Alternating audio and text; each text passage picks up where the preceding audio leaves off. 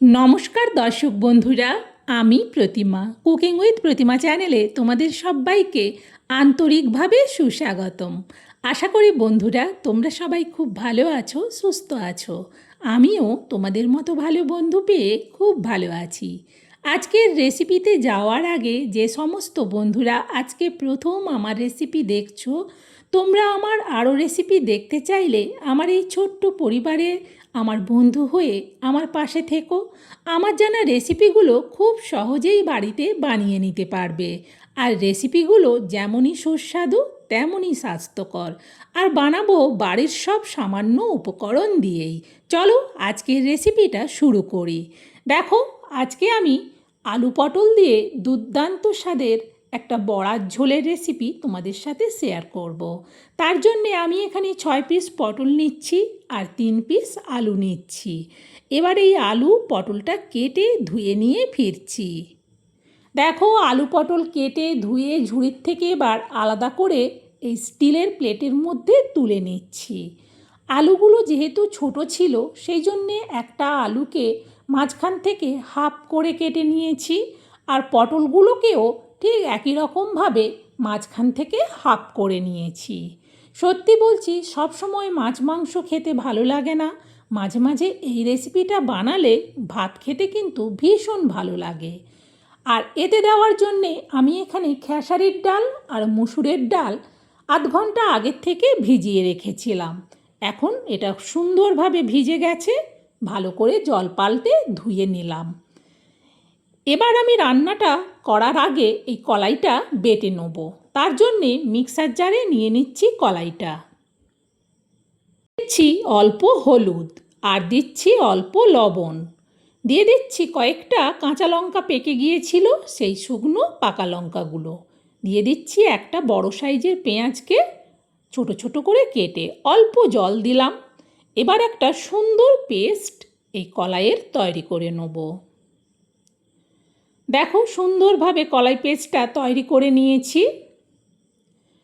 এবার কিছুক্ষণ এটাকে চামচ দিয়ে একটু ফেটিয়ে নেব, এতে করে বড়াগুলো ভীষণ সফট হবে। প্রায় আমি 3 মিনিটের মতো কলাই বাটাটাকে কিন্তু ফেটালাম। এটা এবার রেখে দিয়ে ওইদিকে বাকি কাজটা শুরু করি। বন্ধুরা, কেউ স্কিপ করে রেসিপিটা দেখো না। সবের প্রথম আমি গ্যাস জেলে কড়া বসিয়ে দিয়ে কড়াতে দিয়ে দিলাম সরিষার তেল। এইবার তেলটা ভালো করে গরম করে নেব, ততক্ষণে কড়ার উপর পর্যন্ত খুন্তি দিয়ে চাড়িয়ে নিলাম। তেলটা গরম হতেই দিয়ে দিচ্ছি আলুগুলো।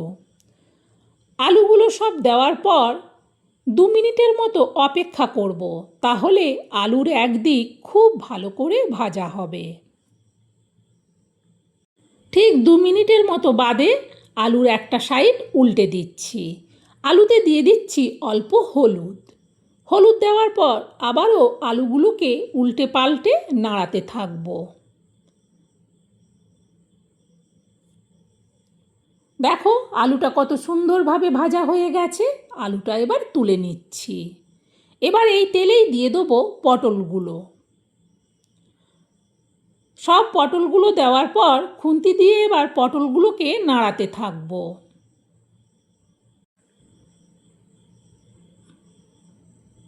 খুব ভালো করে পটলগুলোকেও ভেজে নেব। দেখো, পটলগুলোও কিন্তু অনেকটাই ভাজা হয়ে গেছে। এবার পটলগুলোকেও আলুর সাথে তুলে নিচ্ছি।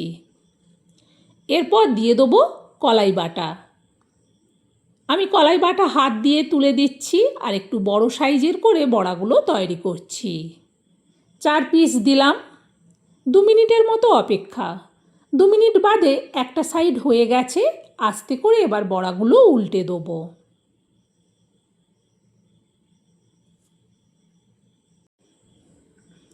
প্রথমবারটা একটু আস্তে উল্টাতে হবে, তারপর কিন্তু বড়াগুলো ধরে যাবে আর ভাঙবে না। আর বড়াগুলো এদিক ওদিক উল্টে পাল্টে বড়াগুলোও ভাজা হয়ে গেছে, তুলে নিচ্ছি।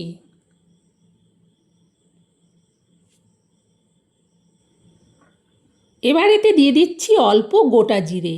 1 মিনিটের মতো জিরেটাকে ভেজে নেব। এরপর এতে দিয়ে দিচ্ছি গ্রেট করা আদা, চা চামচের মাপে 1 চামচ। এবার আদাটাকে নাড়াতে থাকবো, আর নাড়াতে নাড়াতে দিয়ে দিচ্ছি এবার পরিমাণ মতো লবণ, আর দেব অল্প একটুখানি চিনি। আবারও খুন্তি দিয়ে মশলাটাকে নাড়াতে থাকবো। এবার দিয়ে দিচ্ছি পরিমাণ মতো হলুদ, আর দেব পরিমাণ মতো লঙ্কার গুঁড়ো। তবে ঝালটা যে যেমন পছন্দ করো সেই অনুযায়ী লঙ্কা দিও। আবারও খুন্তি দিয়ে নাড়াতে থাকবো। এবার দিয়ে দিচ্ছি এতে টমেটো পেস্ট। আমি এখানে একটা বড় সাইজের গোটা টমেটোর পুরো পেস্টটাই দিলাম। টমেটো পেস্টটা দিলে একটু জল জল ভাব হয়। এবার এটা নাড়াতে থাকবো। টমেটোর জলটা শুকিয়ে আসছে, তেল ছাড়তে শুরু করেছে। দিয়ে দিচ্ছি এবার আলু আর পটলগুলো।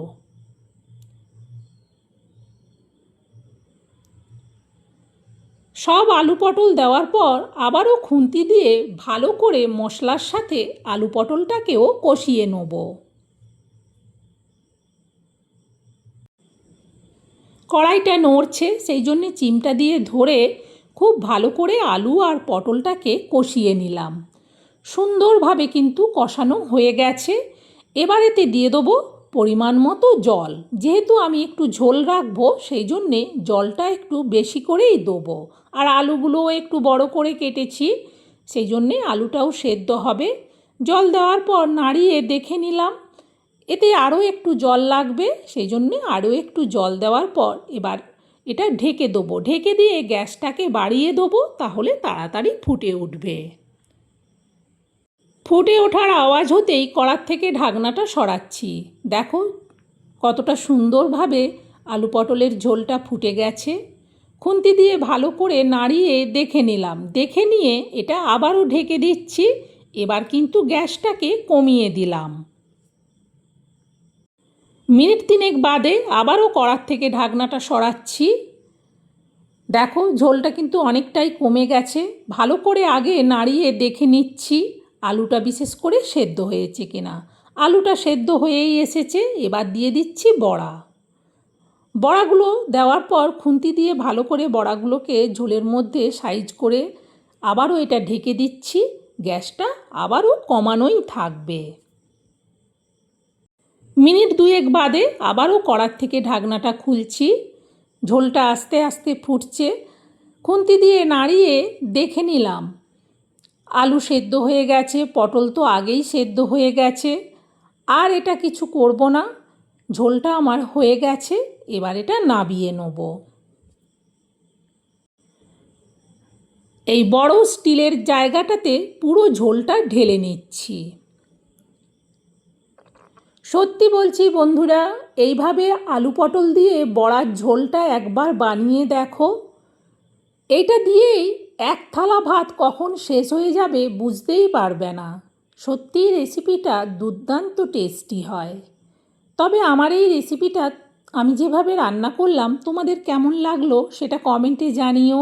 ভালো লাগলে একটা লাইক দিয়ে আরও রেসিপি শেয়ার করার উৎসাহ বাড়িয়ে দিও। আর তোমরাও এটা শেয়ার করে দিও, যাতে এইভাবে আলু পটল দিয়ে বড়ার ঝোলের রেসিপিটা একবার হলেও সবাই বাড়িতে বানিয়ে খেতে পারে। একবার খেলে বারবার খেতে ইচ্ছে করবে। সত্যিই খুব টেস্টি রেসিপি। আজকের মতো রেসিপি শেষ, আবার পরের রেসিপিতে দেখা হবে। টাটা।